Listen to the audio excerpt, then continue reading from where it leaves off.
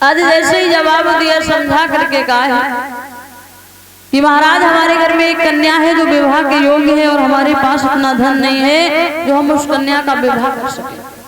अच्छा, ये दहेज की बीमारी जो है ना, ये आजकल से नहीं, ये पहले से ही फैली पड़ी। इस दहेज की खातिर न जाने कितनी बहनें मारी जा चुकी हैं और न जाने अभी और कितनी मरती रहेंगी। अच्छा, यहाँ इतने भक्त बैठे हैं जिनके घर में बेटे विवाह को हैं, ईमानदारी से बताना ऐसे कितने हैं जिन्होंने ये सोच रखा है कि बेटा ठीक ठाक पढ़ा लिखा है, जब विवाह करेंगे तो ज्यादा नहीं 4-6 लाख रुपया तो ले लेंगे, ऊपर आन करना एक बार।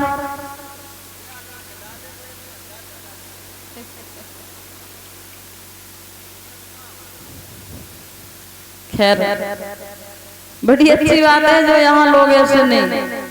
देखिए, जीवन में एक बात याद रखना कि आपने सारे जीवन कमाया। देखो मेरी बात ध्यान से सुनो, आपने सारे जीवन कमाया। अगर आप अपने पैसों से धनवान नहीं हुए तो क्या किसी के 10, 15, 20 लाख रुपए लेने से धनवान हो जाओगे? हाँ, कुछ काम चल सकता वो अलग बात है, लेकिन धनवान नहीं हो सकते। और यहाँ तक देखने में आता है कि हर कोई यहाँ किसी ना किसी बेटी का पिता है। जब माता पिता बेटे का विवाह करते हैं ना, तो अपनी औकात से ज्यादा, अपनी हैसियत से ज्यादा अपनी बेटी को दहेज देने का कार्य करते हैं। जितनी उनकी औकात नहीं होती है ना, उससे भी ज्यादा दहेज देने का प्रयत्न करते हैं, क्योंकि हर माँ बाप ये चाहता है कि हमारी बेटी या हमारा बेटा कभी कष्टों का सामना ना करे, उसे कभी कोई दुख सामने ना आए, उसे किसी दुख से ना गुजरना पड़े। मैंने ऐसे ऐसे लोगों को देखा है जिन्होंने आज तक एक पंखा नहीं ले पाया, लेकिन बेटी का विवाह किया है तो इधर उधर से पैसे लेकर के उसे भी कूलर या एसी दिए। तो हर माता पिता अपनी हैसियत से ज्यादा अपनी बेटी को दहेज देते हैं, धन देते हैं।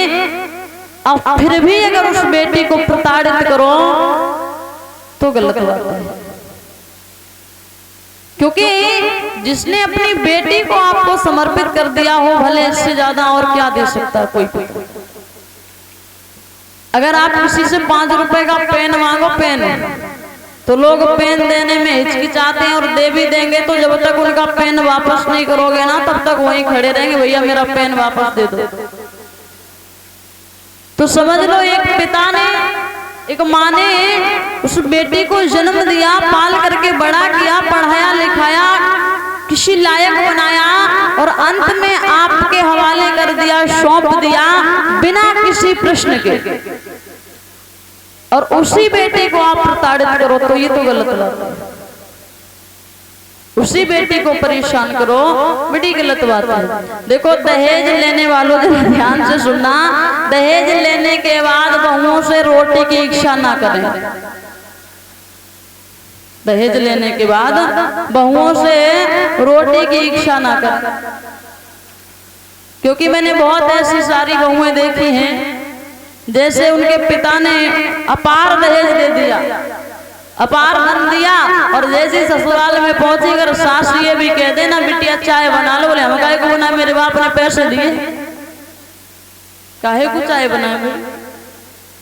तो जरूरी नहीं है पैसा मांगना, अगर लेना है कुछ तो सिर्फ इतना देख लेना कि बेटी कैसी है, आपका परिवार लेके चल सकती या नहीं चल सकती है। लोग कभी कभी क्या करते हैं, कुछ माताएं तो ऐसी हैं, बेटे के विवाह वाले आए तो जिस दिन से लड़का इनका पैदा हुआ होगा उस दिन से लेकर के और आज दिन तक का हिसाब लगा के जोड़ के टोटल बताएंगे, बोले 30 लाख हुए, इतना पैसा चाहिए शादी में।